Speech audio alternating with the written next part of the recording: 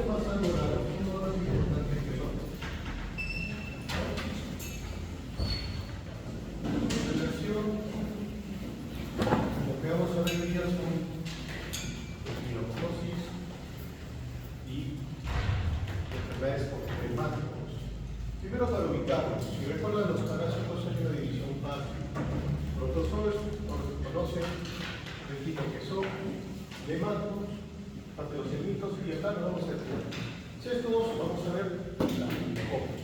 No sé por qué lo agruparon junto con los hemáticos, pero cosa eso sí. Y finalmente los hemáticos. Estos son los que vamos a ver.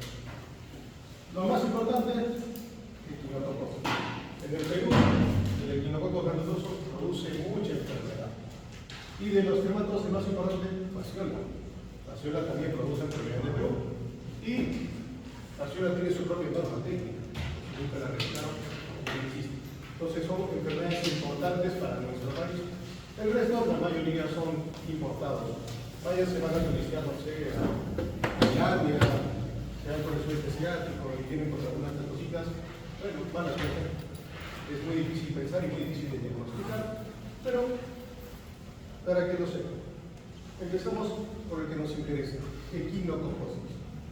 Primero, hay que entender que existen las divisiones. Los equinococos, propiamente dicho, antes conocidos como granulosos, se dividieron en este grupo que es el censular. Y esos son todos los que se encuentran, se relacionan por cambios genotípicos, pero son parte de la misma enfermedad de etidosis quística. La más común, la que encontramos en nuestro país. Luego tenemos el monticulularis, producto de la hiatidosis de tipo alveolar, que comporta como un tumor maligno, y finalmente las variedades más raras que forman la hiatidosis neotropical. No la vamos a revisar, es una enfermedad extremadamente rara y no se produce en el país, pero sí puede haber casos importados de Brasil quizás, que sería lo más cercano. ¿Listo? Hay diferencias entre cada uno de los equinococos, solo para conocer, por ser un cesto es un gusano plano segmentado. Esa es la clasificación de un cesto. ¿Listo? Pero tienen diferencias en cuanto a tamaño y quiénes son sus hospederos definitivos, ¿no? El equinococo se relaciona a perros, cánidos, perro doméstico generalmente en nuestra línea comunitaria, en nuestra parte de ciudad. Y el alveolar se asocia a zorros, generalmente. ¿Listo? Pueden haber otros. Y los intermediarios, la mayoría son ganados, por eso es una enfermedad asociada a zonas ganaderas, a zonas también antifamiliares. ¿Listo? Esta es la distribución. Nosotros somos una zona muy bonita, zona de alta endemicidad, de lo que es equinococos granulosos. Si han rotado por el hospital, han habido casos estos últimos meses de equinococosis, como 3 o 4. La mayoría vienen por algún síntoma extra y se diagnostica de forma incidental. Otros vienen por complicaciones relacionadas al crecimiento. Estas son las zonas importantes. Vemos que hay ciertas partes que no existe esta enfermedad, nosotros que las llevamos. Tiene el paciente de acá unos de Perú, de acá unos 20-30 años, hacen un diagnóstico, un estudio y ahí encuentran un lindo quiste ya grandecito, unos 15 centímetros, bien colocado. El Perú también tiene zonas ricas de hiatidosis. Esa estima es la más importante, pero no deja de ser importante para la parte ganadera del Perú. Aquí son todas las zonas que se han encontrado y esos son los genotipos de la parte del equinococcus ungulatus del grupo y de las divisiones, ¿no? El censo estricto, genotipos Q3 y los otros que también existen. Este es un estudio de una tesis que presentaron hace poco para que vean dónde están distribuidos y cómo tenemos un equinococcus. En Tacna también hay casos, muchos se derivan de la parte alpina del Puno, vienen referidos o vienen de esta zona por migración y en sus estudios cuando vienen por alguna patología diferente se encuentra un quiste, rara vez por una rotura del mismo. Entonces entramos a la primera parte, vamos a ver equinococosis quística, la más común, la más importante para nosotros y un poco sobre equinococosis angular para conocerlo. Es importante entender que este es el objetivo definitivo. Nosotros somos intermediarios. Nos cae, digamos, por mala suerte. ¿Listo? El responsable es este grupo, el equinococcus granulosus censurado y todos eso no es recomendable alimentar a los animales con vísceras de ciertos ganados, ovinos y demás, porque pueden estar infestados por estos quistes y hacer el ciclo vital del éxito. De distribución mundial, preferencialmente en zonas ganaderas tenemos una mayor incidencia, y aquí están los casos reportados hasta el 2018, el último momentín, para el Perú. 5.197 casos hasta el 2018. Los más afectados: Lima, Junín, Ayacucho, Puno, Pasco y Cusco. Puno es importante porque por vecindad muchos casos terminan en nuestra ciudad y vienen para hacer su estudio o son encontrados. Para entender, así se nos hizo un bonito gráfico para poder entender cómo es el ciclo del equinococo y cómo actúa con nosotros. Primero hay que entender que este es nuestro parásito en forma principal, con sus tres segmentos: el segmento grávido, y aquí es donde salen todos los huevos embrionados, que son la forma infectante para nosotros. Nosotros infectamos por huevos. ¿Listo? Realmente esto, igual que nosotros, llega a nuestro querido ganado y va a invadir los tejidos, principalmente la parte del hígado.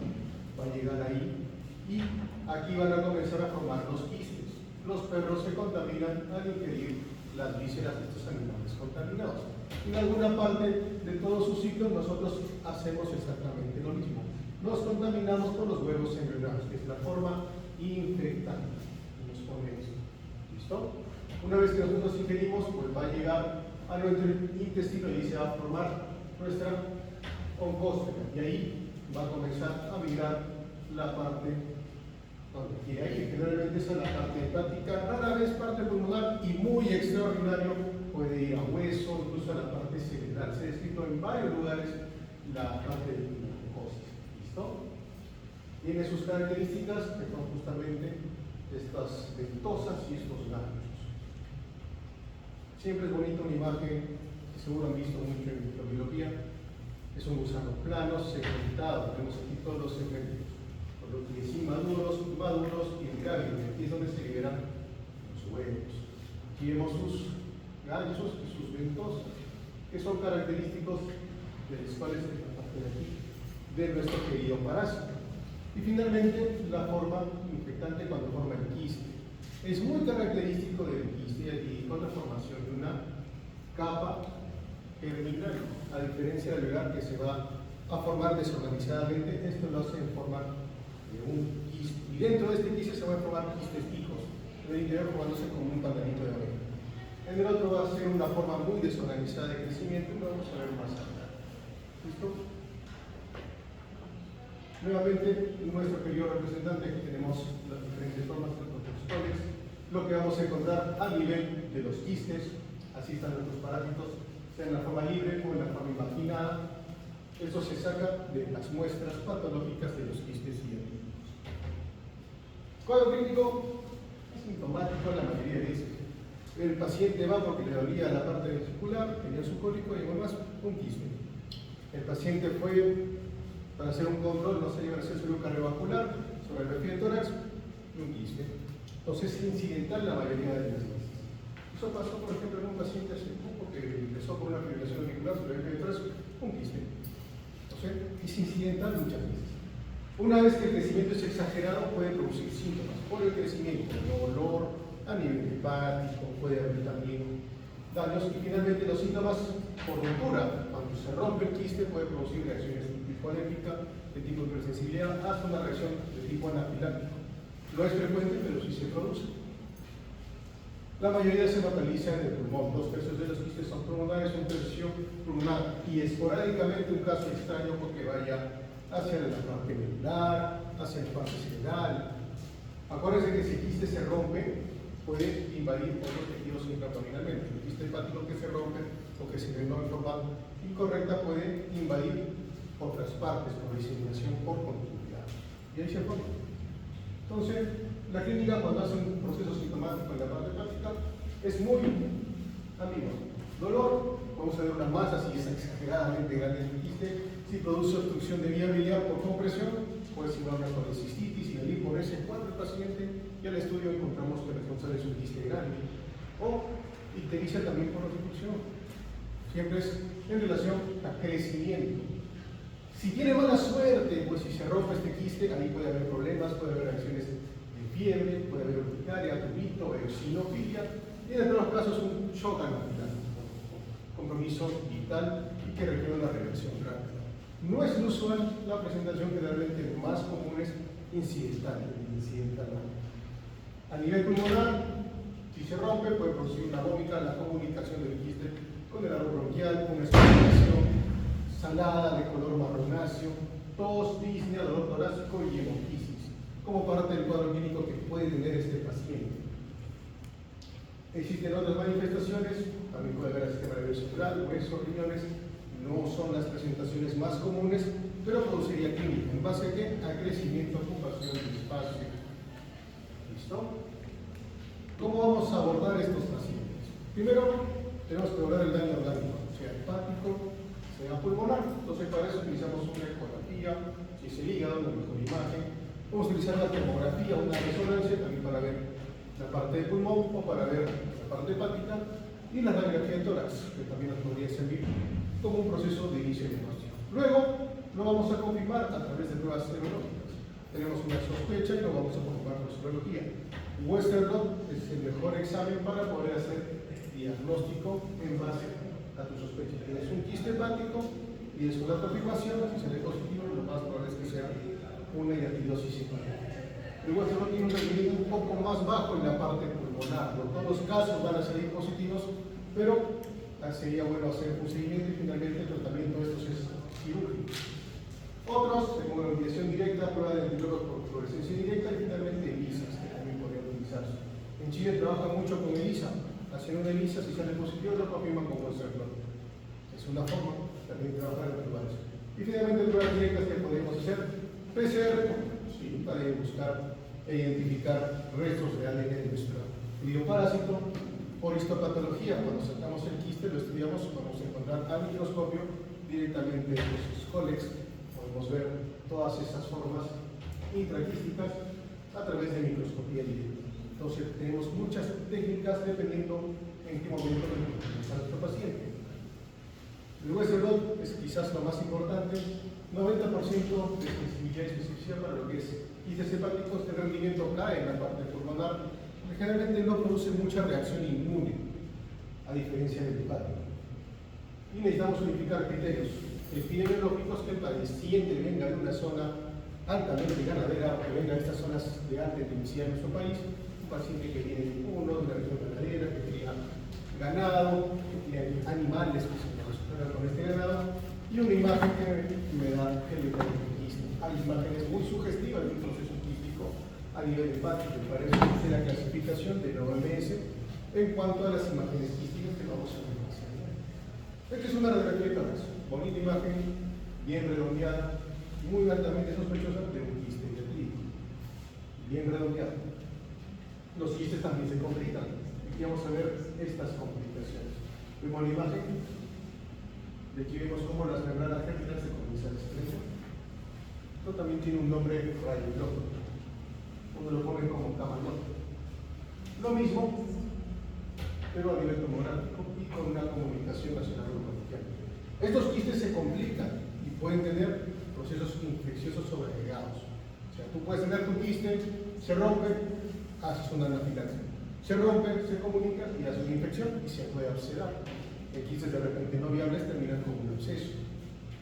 Otra imagen, lo mismo, gigante, nivel pulmonar, y otra imagen que la describe como el signo de nenúfar. Si alguna vez fueron planta versus zombies, se acordarán de los nenúfares.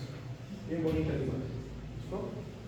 Un gran quiste ya aquí, complicado, se ha roto, se ha desprendido las membranas germinales y por eso se ve esta imagen en el interior.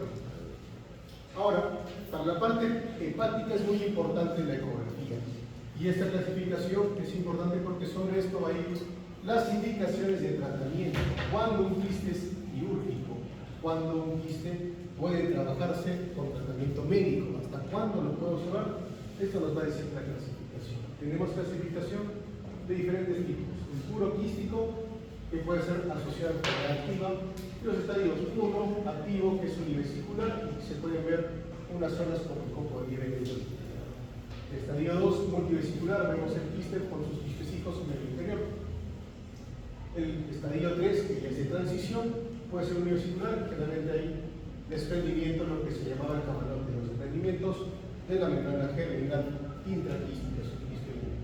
Heterogéneos, el estadio 4, que ya tienen la serie de activos con poca viabilidad y que generalmente requieren mayor exploración. Podemos encontrar diferentes lesiones, hay que tener en cuenta en diferenciar con lesiones sólidas hepáticas.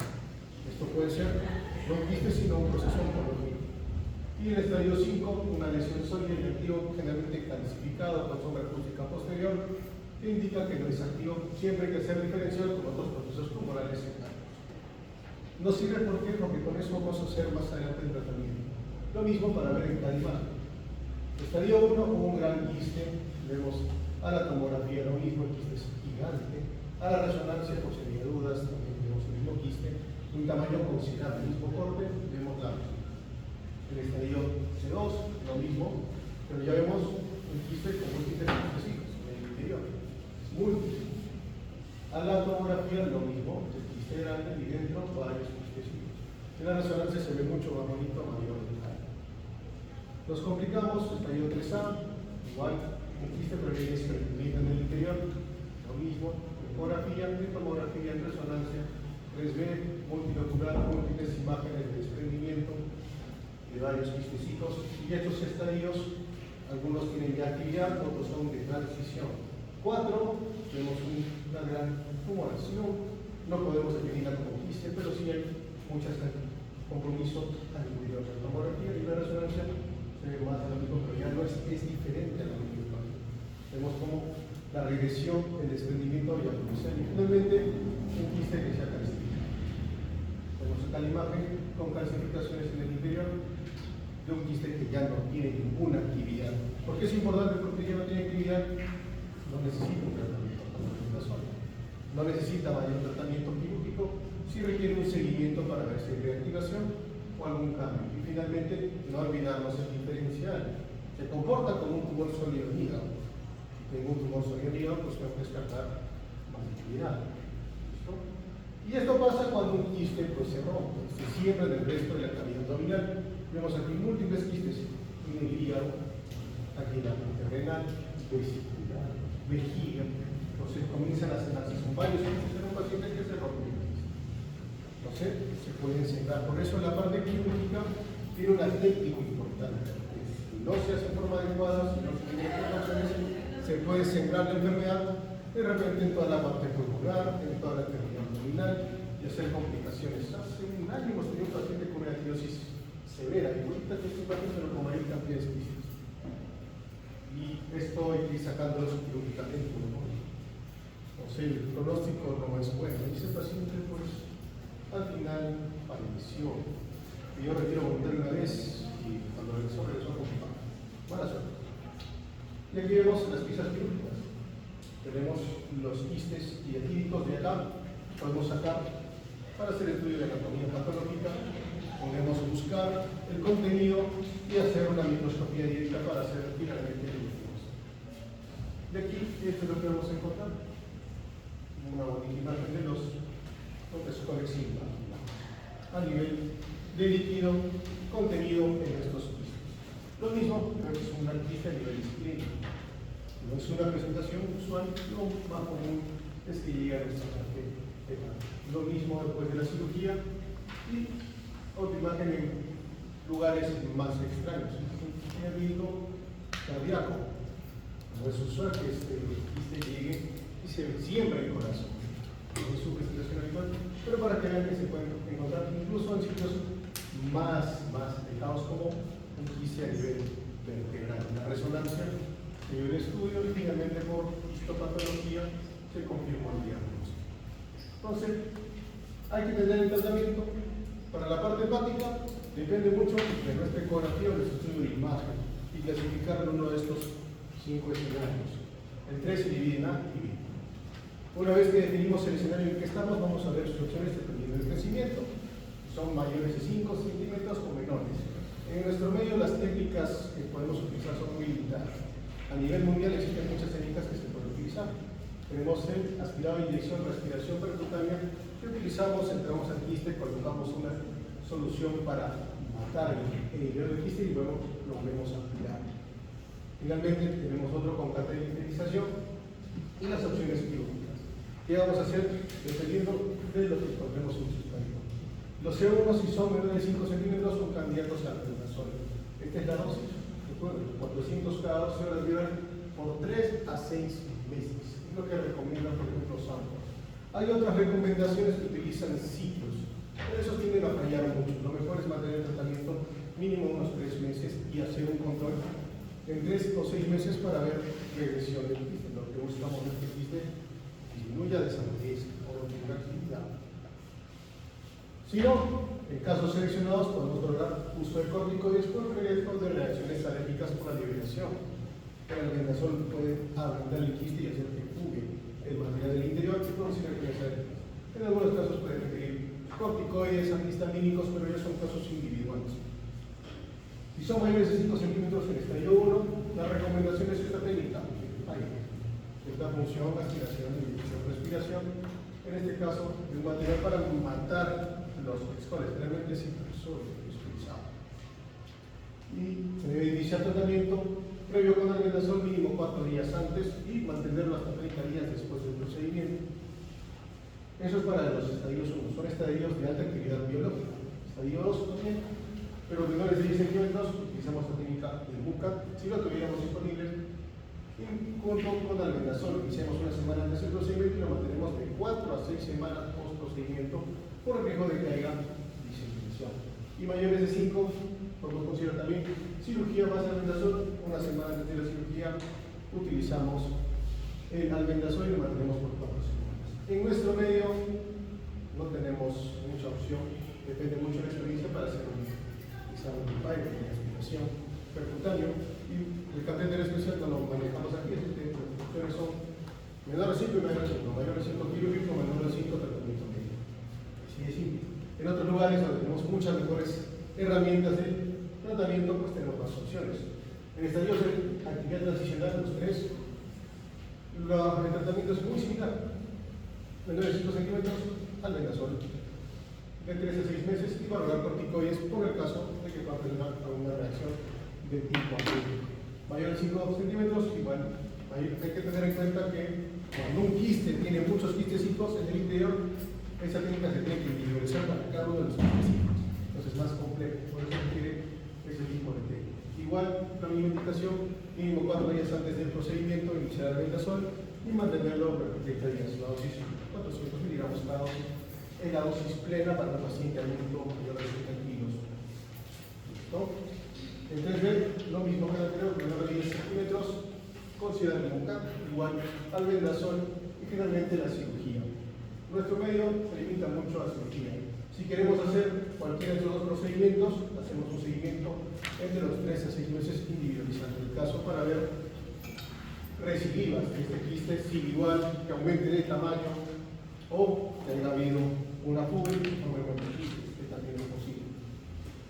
Los estadios de actividad solo requieren control de imagen. Si yo tengo un estadio 4, estadio 5, lo que voy a buscar es el diferencial de un proceso oncológico, es una tomografía con contraste para ver si hay captación o no, que me podría sugerir un proceso oncológico. Si no, seguimiento cada 6 meses o anuales o cada año hasta cada 2 años para estadios quísticos clasificados. ¿Listo? Finalmente, la opción preferida, quirúrgico, ¿de qué depende cada una? De la experiencia del cirujano, de la complejidad del quiste. Quistes que son mayores de 7.5 centímetros se asocian a apertura biliar, compromiso biliar, pues se van a requerir mayor expresión. Puede hacerse una disectomía, sacamos el quiste, si es posible, parcial si sacamos todas las membranas externas o las germinales, y finalmente, si no podemos, sacamos un pedazo de hígado con hepatectomía, lo llevamos el quiste más tejido hepático. Y toda esa muestra tendría un estudio de anatomía patológica y confirmamos el diagnóstico a través de la identificación del organismo. En el caso de quilococosis pulmonar, el example es muy claro. Evitemos usar albendazol procreatorio porque puede regrecer el quiste y producir de repente alguna lesión anafiláctica preoperatoria o intraoperatoria.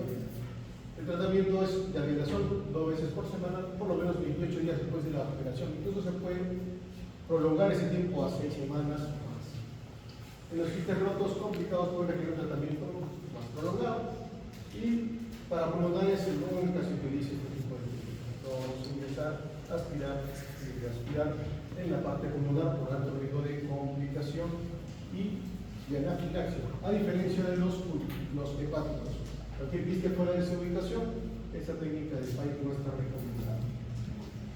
Prevención es fácil, controlar los canes, hay profilaxis, hay antiparasitarios para los fluidos canes, las incuanteles con infección, evitar el acceso a vísceras infectadas a los animales o alimentarlos con vísceras en todo caso, y limitar el número de perros callejeros, cosa que nuestros queridos gobiernos regionales, locales y nacionales no hacen, por si todavía tenemos una gran plaga de perros callejeros. Prevenir siempre es mejor que curar. Pasamos a la otra, que es la alveolar.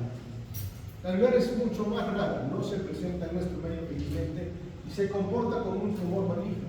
Es mucho más agresiva y de crecimiento por profundidad. El quiste se iba alimentando dentro de su interior y formando nuevos quistes.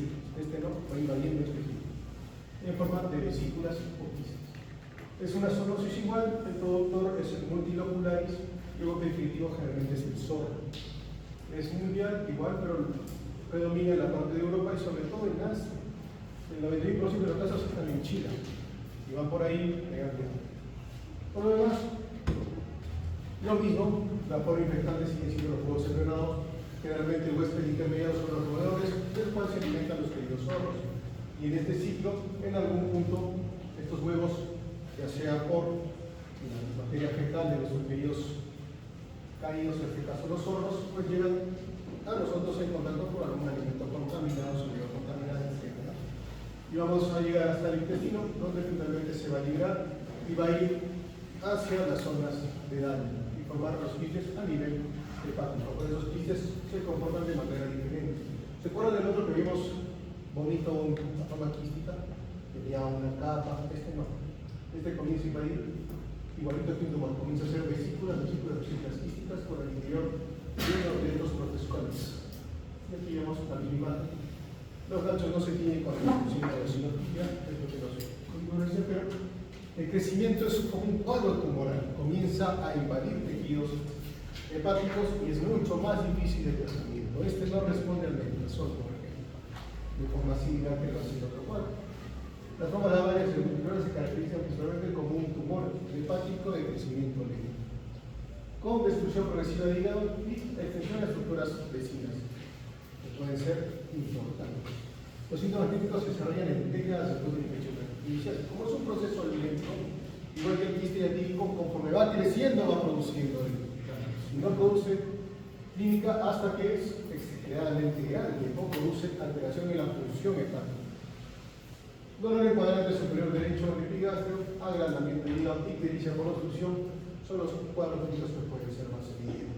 Las lesiones pueden infiltrar órganos adyacentes, diafragma, riñones, pulmones, por continuidad y por aproximación. Su punto inicial de partida siempre es el hígado. Puede hacer metástasis incluso a distancia hacia otros lugares. Diagnóstico, muy difícil.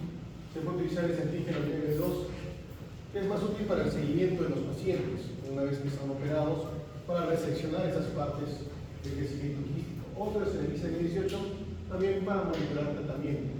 Y se puede utilizar exámenes de actividad biológica con fluoro de desoxiglucosa en cuanto a lo que es una tomografía por presión de positrones o por una resonancia magnética. Examen que en nuestro medio no tenemos muy discutibles, pero es generalmente cómo se hace. En el tratamiento, la eficacia del albendazol no es muy clara y se deja régimen de albendazol por 2 años, inclusive para poder ver cierta respuesta. Y es probable que requieran mantenerse esas dosis en casos que no se puedan operar. Gran compromiso o gran comorbilidad del paciente. Y generalmente se utiliza cirugía para el tratamiento. Esto es lo mismo que nos dice la guía para tener en cuenta dependiendo si son lesiones por actividad biológica o sin actividad biológica. Si es una actividad biológica, el tratamiento definitivo siempre va a ser la cirugía cada vez que sea posible. Si no es posible, pues se pueden utilizar regímenes diferentes. Y es cirugía junto con albendazol por más de 2 años. Entonces el tratamiento es bastante prolongado. Felizmente no es una zona de esto. Recuerden, lo más importante y lo que sí va a venir es la artrosis quística. Sinocopos granulosos el grupo, con los fenotipos. El cuadro clínico es el mismo, es el primero que hemos revisado. Es el que más vemos, es el que más van a encontrar en la práctica clínica, el que más van a encontrar en la práctica ya como profesionales y finalmente en los hospitales. ¿Listo? Preguntas hasta ahí en decirnos saludos.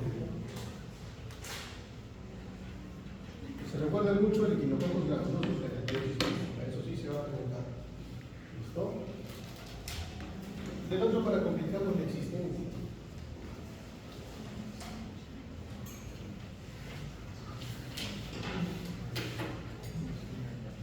Ahora vamos a los tematos. El que vimos antes era un cesto, era un gusano plano, pero segmentado. Los tematodos son gusanos planos, nada más. No tienen segmentos. ¿Listo? Existen varios. ¿Sí?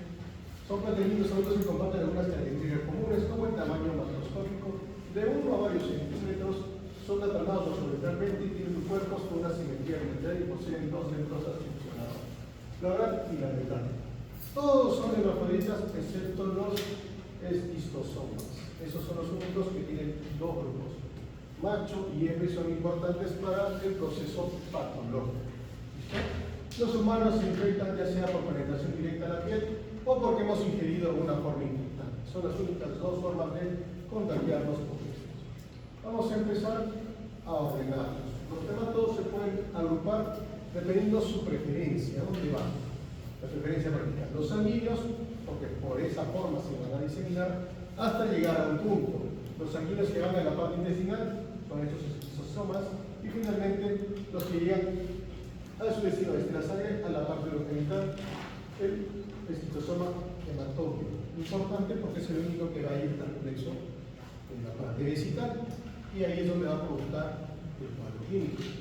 Los que tienen preferencia hepática, generalmente ya todos estos son ingeridos, estos penetran por la piel. ¿Listo? Los que terminan del hígado, el más importante para nuestro medio, fasciola hepática, somos una zona de fasciola peritoneal, primero se fasciola a nivel intestinal. Intestinales otros, existen muchos más, pero la mayoría todos en cuadros limitados, y los pulmonares, quizás lo más importante, los paragónicos y los germánicos. Para complicarnos un poco, siempre hay que tener en cuenta esto cada vez que tengamos un paciente. ¿Dónde miércoles está? Porque el paciente, si está en diferentes sépticos, se abre mucho diferencial en un paciente que viene por eosinofilia, de alguna clínica de dolor abdominal, diarrea, tos que puede presentar, o sangrados.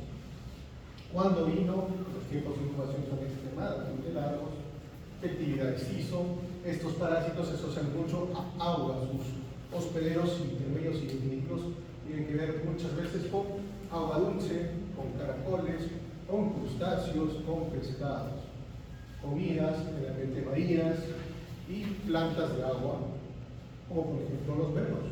Y finalmente, eosinofilia antecedente de que el cuadro clínico nos va a sospechar en este grupo parasitario. También otros, por ejemplo, eosinofilia. Ojo. Entonces empecemos con el primero que entra por la piel, que son los esquistosomas. La esquistosomiasis.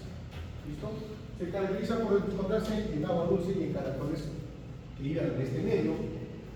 El periodo prepatente, o sea, antes de que empiece cualquier síntoma, puede ser de 5 a 7 semanas y hasta 12 semanas para lo que es el hematócrino que iba a la vía urinaria. ¿Listo? Por cada caracol que esté infectado por un solo miliciclo va a liberar miles de cercarias. La cercaria es la forma infectante para el ser humano. El huevo es la única etapa de vida que se puede detectar en humanos y es como se hace el diagnóstico. Y la clínica responde a estos huevos que no se pueden eliminar, que se comienzan a retener, sea en la parte hepática, en la parte vesical o en otra zona en que haya llegado nuestro esquistosoma en su momento de liberación. ¿Listo? Este es el bonito y simple sitio de vida del esquistosoma duodenal y cómo estamos nosotros identificados. ¿Listo? Recuerden, todo empieza de esos huevos embrionados que pueden ser detectados de una forma diagnóstica en los humanos. Si nosotros encontramos huevos ya patológicos, esos huevos pueden encontrarse en diferentes muestras, en heces o en orina, y si lo encontramos en un paciente, esto es el estado diagnóstico. Estos huevos en agua eclosionan y forman estos miraciclos, y estos son los que van a penetrar estos lindos caracoles. Y justamente estos caracoles son los que van a producir o van a ser su hospedero definitivo y aquí van a formar las metacercarias y las cercarias. Esta cercaria es la que viene a ingresar a través de la piel cuando estamos en contacto con estas aguas contaminadas, donde están estos hospederos. Y una vez que ingresan a la piel, hay dos caminos. O se mueren en la parte subcutánea y forman una dermatitis arterial, o siguen su proceso migratorio y llegan a la sangre. Una vez que llegan a la sangre, se van a conformar en una esquistosómula, y esta esquistosómula va a viajar por toda la circulación hacia los sitios de preferencia, que son la parte portal, donde van a alcanzar su madurez y después sigue hacia la zona del intestino posterior, que pueden ser los intestinos o puede ser los plexos vesicales o la parte colorectal. Ahí es donde van a vivir generalmente los esquistosomas y va a empezar la producción masiva de huevos, que es la forma final de la infestación por estos parásitos. ¿Listo? Como estos no son hermafroditas, requieren la unión de un macho y una hembra para poder iniciar el proceso de ovoproducción, la producción de huevos. La clínica viene justamente de estos huevos, que no se eliminan y se comienzan a retener en tejidos como el hígado, como la parte vesical, la parte intestinal. ¿No? Lo mismo, aquí tenemos los diferentes parásitos, en este caso los diferentes huevos de esquistosoma. Tenemos los diferentes socios intermediarios, los más importantes para ellos. Epidemiología que necesitamos primero, recuerden, exposición, agua. El medio por donde está esa cercaria que nos va a infectar es agua dulce. ¿Dónde viven estos intermediarios? Ellos caracolcitos. Finalmente, nosotros vamos a hacer los definitivos. Va a llegar y va a quedarse con nosotros y va a producir huevo, que es la forma infectante. Hasta 229 millones de personas están infectadas por estos nematodos. Lo bueno es que no están en el país, están fuera, en el sudeste asiático, la mayoría de veces. 38 países reportan esto, 70% son en África subsahariana. Y se asocia a pobreza y malas condiciones de saneamiento. Recuerden, es por agua de que están las zonas. El único que está cercano es el Amazonas, que está en Brasil. Podríamos tener algún caso importado, ¿sí? Considerarlo si el paciente ha estado por ahí. Si no, si el paciente nunca salió de Perú, es poco probable que tenga esta patología. Las etapas de patogenia desde la entrada se asocian a fuentes de agua, estar nadando o estar trabajando en estanques que entra por la piel y va a liberar enzimas para poder destruir y avanzar hacia la parte de circulación. Y puede haber liberación de estamina y la formación de una dermatitis cercariana. O, una vez que migra, va a llegar y va a formar la esquistosómula, y por esta esquistosómula va a llegar por todo el torrente sanguíneo hacia los diferentes plexos. Llega a la parte portal, donde va a ser su maduración a nivel hepático. De ahí, una vez que madura, comienza la fase aguda, que es la producción de huevos. Una vez que inicia la producción de huevos, comienza la enfermedad con reacciones de hipersensibilidad, formación de inmunocomplejos y desarrollo de vasculitis, daño renal, liberación de mediadores inflamatorios, y nos provoca la llamada fiebre italiana, que es la forma aguda de la esquistosomiasis. Finalmente pasamos a una enfermedad establecida donde nuestro querido esquistosoma llega a su zona de destino final. Una vez que llega el viaje, migra por todo lugar, llega al hígado, su primera parada para madurar, se va a su destino final, sea la parte intestinal o la parte urinaria para el inflamatorio, que es el único que iba hasta esa zona. Y ahí va a haber nuevamente producción constante de huevos. Produce huevos, y estos huevos se retienen y comienzan a formar granulomas. Estos granulomas son los que van a producir el daño a nivel orgánico. Y finalmente, por la acumulación progresiva, entramos en la fase crónica. Aquí hay inmunomodulación, no se detecta, no produce daños, pero estos huevos van a comenzar a producir fibrosis, en especial el hígado, con lo que forma la fibrosis de Simmers, que es un daño a nivel de los conductos biliares, y finalmente a nivel de la vejiga. En la parte de vejiga, la esquistosomiasis es un factor de riesgo para cáncer. ¿Listo? Cuadro clínico, la dermatitis cercarial, comezón del nadador, por la penetración de la cercaria o pieza, produce erosión maculopapular en personas no expuestas generalmente. Las esquistosomiasis familiares no pueden completar su ciclo, porque también hay otras formas de esquistosomiasis, y estos se quedan siempre en la piel, no pueden llegar hacia la parte de circulación y mueren ahí y producen la misma reacción de dermatitis cercarial mediada por inmunocomplejo. No requiere mayor tratamiento, como llegó el sistema de la varina, y en 1 o 2 semanas esto se resuelve. En el peor de los casos, tratamiento sintomático con con lo que son antihistamínicos. La fase aguda, que es la parte infecciosa cuando llega al hígado, cuando comienza a madurar el exitosoma, produce generalmente en viajeros que se han infectado por primera vez. Los que vamos de una zona no expuesta, donde no es endémica, a una zona donde es endémica. Y el cuadro clínico empieza con un tiempo de exposición o periodo patente de 2 semanas a 3 meses. Clínica con fiebre, viaje, general, fatiga, cefalea, tos eruptiva y síntomas intestinales. Y todo esto acompañado de ¿qué? De eosinofilia. El cuadro clínico de un paciente que ha viajado con sospecha de estas zonas expuestas y determinan con eosinofilia nos hace pensar en este tipo de infestación. El diagnóstico es simple: buscar los huevos en la orina, en heces o a través de una muestra de histopatología de la enfermedad. Se puede recuperar de 2 a 10 semanas. La eosinofilia es un dato importante. Finalmente, la zona del intestino, la parte intestinal, nos va a producir síntomas gastrointestinales porque van a buscar el peso mesentérico, las fibras mesentéricas. Con inflamación y granulomas de glucosa, puede haber alteraciones a nivel de sangre intestinal, ulceración o formaciones en pólipos. Incluso puede haber diarrea con sangre. Los cuadros clínicos son muy atípicos, son muy similares a otras enfermedades sistémicas.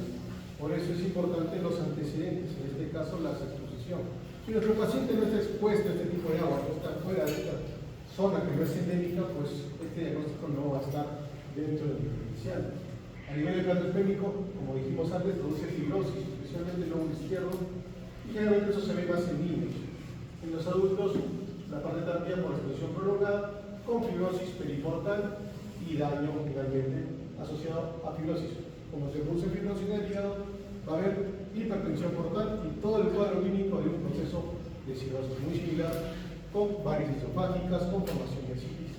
Ese es el daño final, y la complicación última sería la hematimesis por el desarrollo de varices esofágicas. Urogenital del hematorio en edad temprana, en la fase activa, sobre todo en pacientes niños jóvenes, va a haber gran cantidad de huevos en orina, proteinuria y hematuria. Y hematuria terminal indolora, que es realmente algo característico de este tipo de enfermedad. Y hidroso clorúrico en adultos va a haber menos secreción de huevos, pero hay fibrosis, hay granulomas y finalmente se asocia a carcinoma de células escamosas de vejiga. Como ven, se resume: el diagnóstico es la detección de huevos y cromosomas, sea en heces o en orina. Si encuentras, hay que dar tratamiento. ¿Cómo más lo puedes encontrar? En biopsias, en Papá Nicolau. Cuando lo vas a sospechar, el paciente que presenta una eosinofilia y que venga de estas zonas, que haya estado o tengan una relación con zonas donde hay esos parásitos. Otras pruebas que se pueden utilizar son pruebas de detección a través de serología, pero generalmente se usan en otros reinos. En nuestro país no sería la forma más usual. Lo más factible es buscar los huevos en orina, que siempre son patológicos. Tratamiento va a depender de qué especie sea y es clasificante de predilección. 40 miligramos por kilo de peso en 1 a 2 dosis el mismo día para estas formas como azólico, hematorio, intercalato, y para el mecobi y el capolino igual, pero la dosis es mayor, de 60 miligramos por kilo de peso, 2 a 3 dosis el mismo día. Eso para los que encontramos de esta forma. Si tenemos una fiebre de catayama, además del tratamiento que es de 40 por kilo de peso, por 2 a 3 dosis el mismo día, y repetimos en 3 a 6 días. Agregamos dosis altas de corticoide por reacción inmunológica. Acuérdense que esto era mediado por histamina, por la vía de este camino. Entonces el corticoide puede ayudarnos. Y se va a repetir la dosis de praziquantel cuando estos gusanos hayan llegado a una madura que puedan ser eliminados. En viajeros también se puede ser insuficiente y se puede repetir de cada 1 a 2 meses nuevamente el tratamiento. Encontrarlo es sumamente raro. La que sí nos interesa es esta de aquí, que son los hematodos transmitidos por alimento. Y aquí nos vamos a tener pasión. Pasión es la más importante para nuestro país. ¿Listo? Enfermedades zoonóticas causadas por parásitos hepáticos y intestinales o pulmonares. Esto se debe a la ingestión de elementos acuáticos, sean plantas o sean peces. La cantidad de personas afectadas es de 15 a 71 millones. Aquí tenemos las diferentes formas.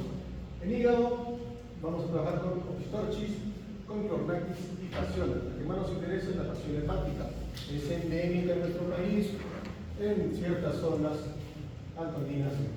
Otras intestinales hay múltiples, pero los cuadros clínicos son muy comunes a otras infecciones abdominales. Y finalmente los pulmonares, los paragónicos, Westermann y el Quelacot y los más representativos, y siempre asociados al consumo de crustáceos. ¿Listo? Empecemos con los hepáticos. Los opistorchis, tanto el clarín como el felinos, ninguno son de nuestro país, todos vienen de otras zonas ya europeas, y se van a utilizar por ahí, tengan cuidado, y si se van al sudeste asiático, lo mismo. Si van a Laos, a Camboya o Vietnam, pues bueno, pueden tener ciertos alimentos estos organismos. Lo mismo, recordemos que en este caso nosotros vamos a intentar por ingerir pescado que tenga una metacercaria, que es la forma infectante para nosotros. Y finalmente el diagnóstico va a ser la detección de sus huevos entrenados a nivel de las heces, como lo encontramos. Todo el ciclo de vida, lo mismo, en este caso el gusanillo, el caracol es donde se va a saber todo su proceso vital hasta formar las cercarias. Estas cercarias son las que van a invadir a los peces. Y dentro del tejido del pez va a formar una metacercaria a nivel de lo que son arterias musculares. Y una vez que nosotros los ingerimos, estos pieles a nivel de útero se van a romper y van a formar su forma adulta en las vías biliares. A estos parásitos van a ligar de la parte intestinal hacia la vía biliar, donde van a completar su ciclo y van a comenzar a formar huevos. ¿Listo? Estas son las formas diagnósticas con los huevos, en este caso, estos opistorchis. El intermediario y las formas adultas que podríamos encontrar. Encontrar huevos es el proceso diagnóstico, huevos en heces. Recordar que estos no son propios de nuestro lugar. La mayoría puede pasar asintomático, puede haber inflamación y obstrucción intermitente de los conductos biliares. En casos leves puede haber distesia, dolor, estreñimiento, cuadros muy típicos, muy comunes de otras patologías. Cuando la infección es mayor o de mayor duración, puede haber hepatomegalia y desnutrición.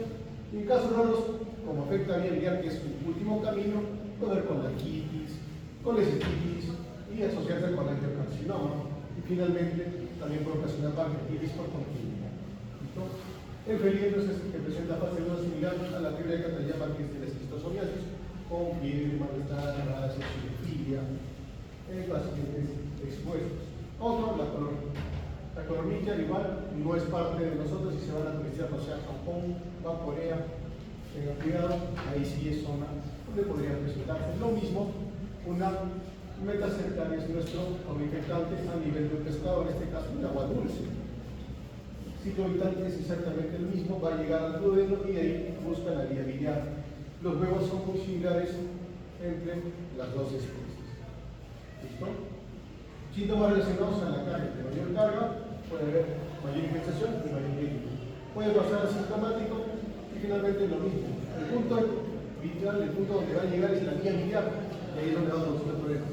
Inflamación, lesión relacionada a los procesos metabólicos de los parásitos, efectos tóxicos de los productos o metabolitos e infecciones secundarias o de anginas. En casos leves, síntomas abdominales, en casos de mayor infectación, puede haber hepatomegalia y erupción y raramente complicaciones de las vías biliares. Todos estos parásitos, como su punto final es la vía biliar, estos problemas, tanto colangitis y colecitis, son los principales. Es muy difícil hacer una diferencia entre ambos porque los huevos son muy similares entre lo que es opistorchis y colornitia. Es lo único, pero una vez que encontramos cualquiera de estos huevos, es patológico y va a requerir tratamiento antiparasitario. También podríamos encontrar un adulto en la vía biliar en alguna cirugía, en una colecitis, o a través de una sepre, que ocurre con funciones. Prevención, si viaje, coma todo bien cocido, nada crudo, beber agua de zonas seguras, agua segura, agua embotellada, y nuestro pescado, si llega a más de 60 grados centígrados, los parásitos no son viables. Por eso tiene que estar bien cocido. Y también en la congelación, pero la congelación a 20 grados por más de 7 días. En el caso de que sea a menos 35 grados, por lo menos 15 horas a esa temperatura. Y más de 24 horas, si empezamos 25 horas, eso se repite y lo mantenemos a 20 grados en negativo por un día. Ahí ya no son viables. Lo que sí nos interesa, la fasciolasis o la fasciolosis. La fasciolina hepática es un nemato común en ovejas y vacas. 50 países en continentes, excepto la Antártida, la hembra. y es las áreas de mayor endemicidad de fasciola se encuentran en las tierras altoandinas, Bolivia y Perú. Entonces nosotros somos una zona rica en fasciola. Por eso de todos los trematos que tenemos que recordar, este es el más importante. ¿Listo? No tiene un segundo huésped intermedio, la metasecaria infecciosa se dirige directamente a plantas acuáticas. Este no se va a ingerir a través de pescados, sino a través de alimentos o agua. Y los alimentos son plantas acuáticas, berros y demás. Ingestión de plantas acuáticas como berros que contienen metacercarias viables o en aguas con metacercarias libres es la forma infectante para nosotros. Las otras eran metacercarias en pescados. En el Perú se han reportado en 17 regiones de las 24 del país. Las zonas con mayor cantidad de fasciolas: Cajamarca, Cusco, Puno, Junín, Libertad y Ancash. Uno por continuidad pueden llegar casos a nuestra ciudad. Los alimentos en riesgo que he reportado, y esto lo sale de la norma: vegetales de tallo corto, alfalfa, berros, lechuga, choclos, espinacas y otros de importancia regional.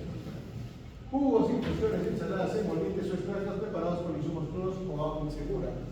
Muchos somos usuarios de infusiones y eso es a nivel nacional. Y en la alfalfa también se asocia a este tipo de infección por presión. Agua no segura, agua no potable, agua de regadíos, porque las metacercarias libres son las que nos van a infectar. Aquí vemos el ciclo, aquí vemos los hospederos definitivos y nosotros somos locales. Igual, recordar que la forma infectante es este de aquí, que son las metacercarias, en este caso libres o adheridas a plantas acuáticas. Una vez que las consumimos van a liberarse y van a buscar nuestros conductos virales. Se liberan estos quistes a nivel nominal y van a migrar a nuestro órgano viral. Tenemos dos formas: la fasciola hepática, que es común en nuestro medio, y la gigántica, que es la otra que puede producir problemas. El diagnóstico es encontrar estas formas, en este caso huevos, que indica que hay reproducción dentro del organismo. La forma diagnóstica, como hemos visto en la mayoría de los pacientes, es los huevos, a diferencia del quiste que hacíamos el proceso con un Western blot, una reacción inmunológica. ¿Listo? Aquí vemos las diferentes formas de las fasciolas y los otros intermedios que se han encontrado relacionados con lo mismo. Existen dos fases: las fases agudas o tempranas y la fase crónica. La fase temprana aguda, migratoria, invasiva, hepática, parenquimatosa, larvaria, son tornados que van a llegar hacia dónde? Hacia la movilidad a través de la destrucción de la carne. Es el periodo en el que el trematodo migra desde los intestinos y atraviesa el parénquima hepático hasta llegar hacia la biliar, que es su lugar de residencia. Ahí vive. Hay inflamación de su tejido y reacciones tóxico-alérgicas. Puede haber desarrollo de síntomas específicos como dolor abdominal, náuseas, vómitos, hepatomegalia, general, cuadros que pueden estar asociados a otras patologías. La diferencia es que se va a asociar a gran eosinofilia periférica y niveles elevados de transaminasa. La eosinofilia es casi un signo de alerta para estas partes de parásitos. La eosinofilia no es común en otro tipo de enfermedades, sí en parasitarias. Hemos tenido grandes síndromes hipereosinofílicos, en la mayoría de origen argentino. Ocasionalmente estas larvas miran a sitios ectópicos, se equivocan, pues son que se fallan y se van a otro lugar. Hemos visto igual con milletiosis que termina en la parte de columna. Lo mismo puede pasar con estas fasciolas. La fase crónica biliar, la del adulto, la que ya comienza a completar su ciclo reproductivo y comienza a liberar huevos. Es la manifestación clínica que se puede desarrollar en meses o años después de la exposición y va a producir inflamación y obstrucción de los conductos biliares. Y si produce obstrucción, nos va a producir colecistitis, coledoco, y que hace un cuadro similar, pancreatitis, colangitis y demás. También puede ocurrir inflamación pancreática, exodoncia pancreatitis. No es lo más frecuente. Y de repente un paciente con una pancreatitis se hace una siempre y encontramos estos gusanos planos que son las formas adultas de nuestra fasciola hepática. No es bonito, pero se puede encontrar. ¿Listo? Forma adulta de fasciola hepática no se va a decir siempre en el conducto biliar común de un paciente intestinal. Encontrarlo ya es diagnóstico, si no, encontrar los huevos en ese diagnóstico. ¿Cómo hacemos el diagnóstico? La normativa es clara. Lo hacemos mediante un diagnóstico cosmológico. En fase crónica buscamos huevos y buscamos a través de dos técnicas: técnica de segmentación rápida de la dirección, damos dos muestras en días distintos, y Y finalmente, si es positiva, podemos utilizar la técnica de Cato-Katz para poder determinar la carga parasitaria. A mayor carga, mayor riesgo de hacer reacciones severas en la cotidiana. Serológicos también tenemos el faz 2 ELISA, que puede ser un tanto en fase aguda como en crónica, el IgG para excreción y secreción de la función hepática y a través de antigamaglobulinas humanas. También es un método diagnóstico serológico y finalmente un muestreo. Lo malo es disponibilidad. La disponibilidad de los métodos serológicos no es la misma y puede haber sí en zonas endémicas. Pero encontrar huevos ya es patológico en el paciente y va a requerir de tratamiento. Tratamiento para esos hematodos hepáticos, la mayoría lo crean oxiciclovir, praziquantel 20 miligramos veces al día por 2 días, como alternativa al vendasol. En la fasciola, triclavendasol es el tratamiento de elección, ojo, 10 miligramos por kilo de peso y se puede repetir cada 10 a 12 horas o podemos utilizar dosis altas si el tratamiento falla y en algunos casos, cuando hay formas adultas, puede requerir la extracción de ese parásito a través de una cepa. La norma nos dice esto: triclavendasol 10 miligramos por kilo de peso por día, la tableta viene a 150, una dosis diaria por 2 días seguidos, inmediatamente después de la ingesta de alimentos ricos en grasa, como leche entera. Es la forma de tratamiento según la normativa nacional. Entonces, si yo le pregunto un caso clínico compatible con los pacientes con un tratamiento, ese es el tratamiento válido para nuestro país. Es muy similar a lo que hemos visto al tratamiento recomendado por las guías internacionales. Triclavendasol, si digamos por kilo de peso, para irnos describiendo la parte intestinal, existe una gran cantidad de hematos que puede llegar a nivel intestinal, más de 70 especies. Lo bueno es que la mayoría pasa ligeramente interrumpido y pasa como una infección intestinal más, no presentando problemas. Y se viene con infección a través de ingesta de alimentos secundarias infecciosas adheridas a plantas acuáticas en lo que es la Bacillopsis busci o enquistados en peces como metacecarias igualito que las anteriores a través de pescados de agua dulce. Los hematos maduran en el intestino y producen y eliminan huevos con nuestras heces. Puede haber irritación de pared intestinal, inflamación y provocar síntomas intestinales específicos. Infectaciones graves pueden cruzar con úlceras a nivel intestinal y malabsorción. El diagnóstico se establece, como hemos visto en todos los hematodes, en la detección de huevos. El diagnóstico se basa en buscar huevos que indican que hay reproducción y completado su ciclo este parásito al interior. Este es el ciclo de vida para lo que es, en este caso, la Bacillopsis busci. Y este nos contagia a través de la ingesta de metacecarias en lo que son plantas acuáticas. Y otro intermediario importante, el cerdo para su desarrollo. ¿Listo? Aquí tenemos las diferentes formas. Los huevos a veces se pueden confundir entre unas cepas. El tratamiento es sencillo. Praziquantel, 25 miligramos por kilo, 3 veces al día, un día y ya. Pesamos al paciente, calculamos su dosis y damos un tratamiento. Para todas las formas intestinales, y estas son las que podemos encontrar. Desde la Bacillopsis busci hasta estas que son cada vez más raras. Nosotros felizmente no somos solo de esto de aquí, pero sí podríamos tener alguna vez en algún caso. Los pulmonares, no sé por qué, pero siempre les gusta preguntar al INAM estas formas de hematos pulmonares. El INAM, los exámenes de emergencia siempre preguntan eso. ¿No? Dentro de los hematos pulmonares el más importante es la paragoniasis. Es una enfermedad parasitaria conocida por el Paragonimus, tanto Westermani como Pilacotti. Son así parasitarias transmitidas por alimentos. La mayoría de casos notificados en Asia, incluido el consumo de crustáceos de agua dulce crudos o poco cocidos. Crustáceos, es el único que es por crustáceos. Los otros eran metacecarias venidas a través de plantas acuáticas o metacecarias adheridas a peces. ¿Listo? El único que es con crustáceos es este que yo acá, que es igual. La forma infectante va a ser la metacecaria, pero esta vez a nivel de un crustáceo de agua dulce. Y el diagnóstico se hace por encontrar huevos. Huevos es el estadio del diagnóstico.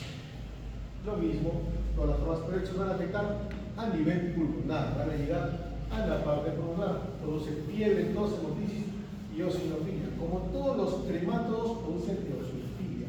Y encontrar huevos en el esputo de un paciente nos va a hacer el diagnóstico de este tipo de patología. También puede mirar estudios transfecundales como el caso de cerebral. Ahí sería mucho más difícil encontrar los huevos, tenemos que encontrar a través de la biopsia. Lo pulmonar se llama básicamente los huevos en estruco o regreses, se puede decir que también se digieren por llegar al final del trato digestivo. La serología puede ser útil en casos donde el huevo es negativo, sobre todo en la parte cerebral. Son cuadros bastante raros. Tratamiento racicoantel, como en la mayoría saben, fasciola hepática, estrictamente son el tratamiento de elección. Racicoantel 25 miligramos veces al día. Alternativa, diclamenazol. Como ven, hablar de trematos es un grupo muy amplio. El que sí tienen que recordar, fasciola. Fasciola se va a presentar, y tampoco se va a preguntar porque son enfermedades importantes para el país. El otro ya depende de qué humor tenga con todas las preguntas. Pero bueno, es el único que es crustáceo, es paragónicos. Si se gusta preguntar, varios exámenes y muchas preguntas. Así que recuérdenlo sobre todo por el crustáceo. Si no hay preguntas, sean libres.